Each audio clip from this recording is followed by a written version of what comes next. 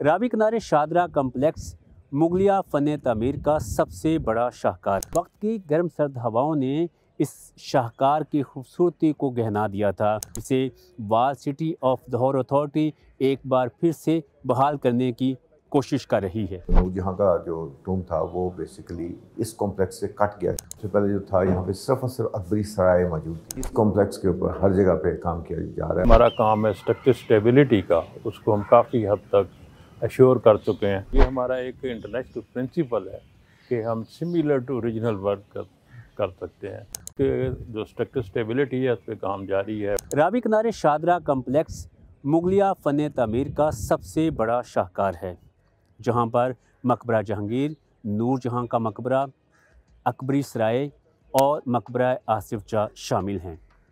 वक्त की गर्म सर्द हवाओं ने इस शाहकार की खूबसूरती को गहना दिया था, जिसे वाल सिटी ऑफ लाहौर अथॉरिटी एक बार फिर से बहाल करने की कोशिश कर रही है।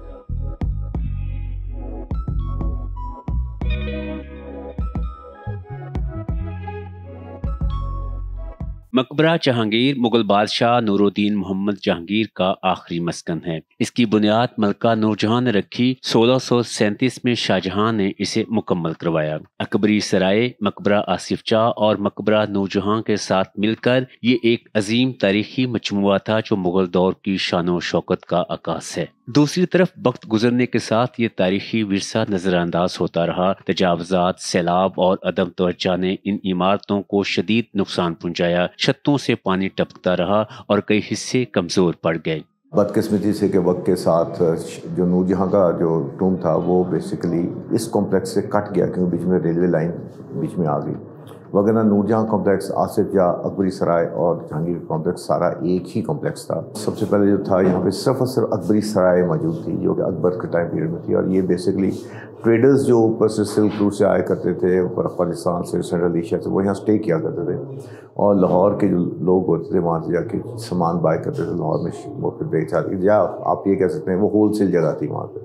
पूरे इस कॉम्प्लेक्स के ऊपर हर जगह पे काम किया जा रहा है और उम्मीद करते हैं 2.5 से 3 साल में इंशाअल्लाह ताला अल्लाह ताला ने ज़िंदगी दी और हमें हिम्मत दी तो EWCL इसको मुकम्मल कर देगा और एक दफ़ा फिर ये पूरी अपनी जोबन के साथ पब्लिक के लिए खोल दिया जाएगा। और इसके लिए एक सेपरेट एंट्रेंस और एक्सेस भी बनाई जा रही है, जो महमूदपुरी की साइड से वो थ्रू गवर्नमेंट वो डिज़ाइन का हो रहा है कि हम दूसरी साइड पे गाड़ियाँ पार्क करें और जैसे एक ब्रिज आए जो कनेक्ट करे सिर्फ और सिर्फ टू दी कॉम्प्लेक्स के लिए, और वहाँ पे सिर्फ लाइट व्हीकल्स जा रही हों, यानी कि इलेक्ट्रिक मोटराइज कार्स हों, और उसके back end of the door बना दिया जाए, वहाँ से इन करें and then you start getting into the Shadra complex and people will spend a whole day there इंशाअल्लाह। जब भी अब विरसे के लिए अप्लाई करते हैं, जिसको वर्ल्ड हेरिटेज मॉन्यूमेंट कहते हैं, वो आके विजिट करते हैं क्या इस काबिल है, क्या आपने उसके ऊपर कुछ लगाया है। तो मैं ये समझता हूँ कि जब ये अब कंजर्वेशन का काम हमारा होगा, फिर हम इस पोजीशन में ज़रूर आ जाएंगे कि एक डोसियर हम सबमिट करें जिसमें हम इस मॉन्यूमेंट कॉम्प्लेक्स को पूरे को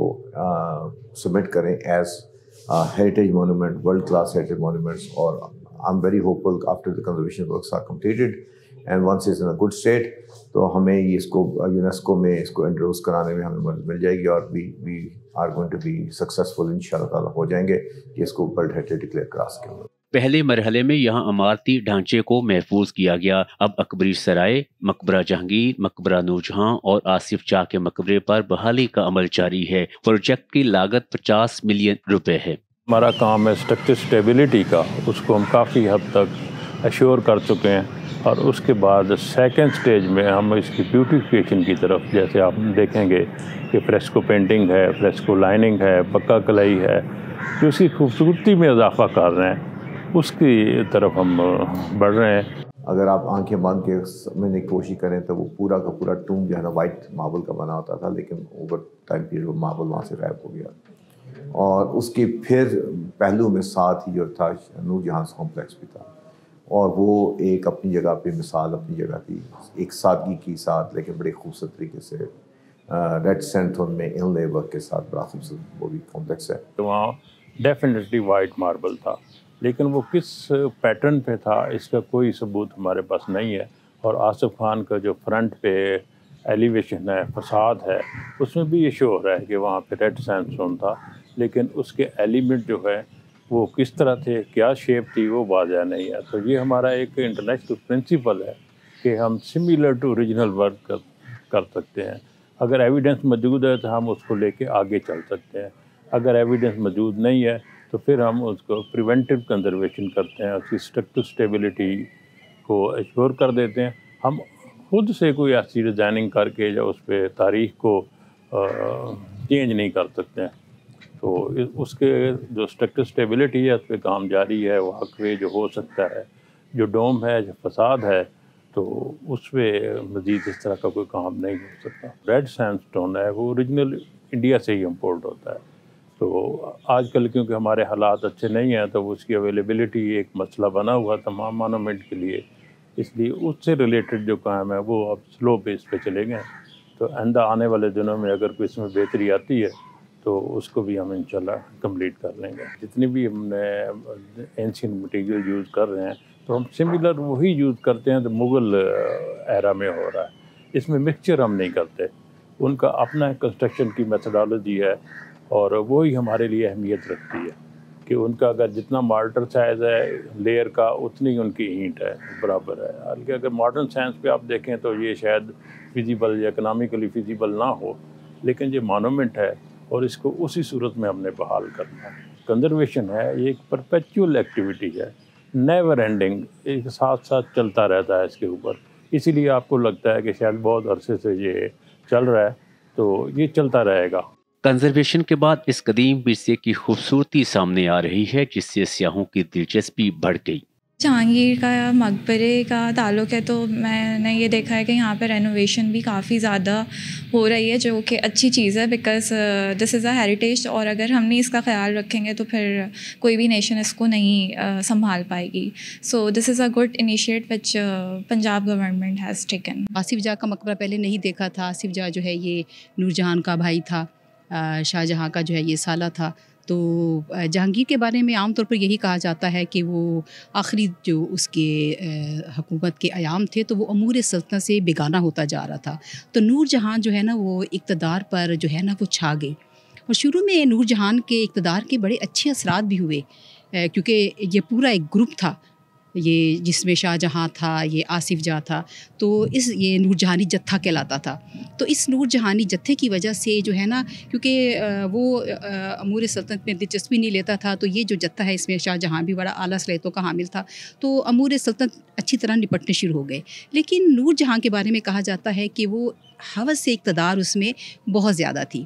تو جب اس کے آخری ایام تھے تو پھر یہ آصف جاہ جو ہے اس نے پھر شاہ جہاں کے ساتھ مل کے جو ہے نا نور جہان کے اقتدار کا خاتمہ کیا. اور پھر جہانگیر کے بعد جو ہے نا وہ شاہ جہاں جو ہے وہ پھر مغل جو ہے نا وہ بادشاہ بنا.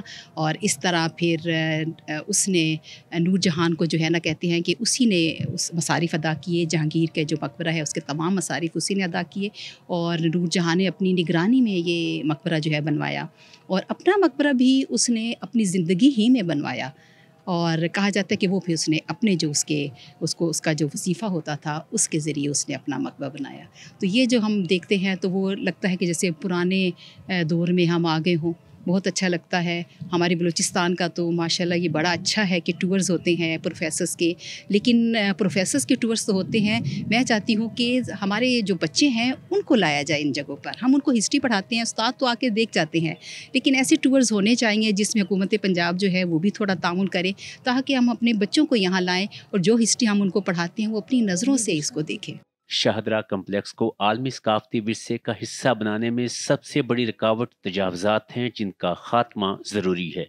شاہدرہ کمپلیکس میں موجود تاریخی مقامات کی کنزرویشن اور بحالی سے نہ صرف سیاحت کو فروغ ملے گا، بلکہ وال سٹی آف لاہور اتھارٹی پر امید ہے کہ اس اہم تاریخی مقام کو عالمی ثقافتی ورثے کا حصہ بنانے میں بھی مدد ملے گی.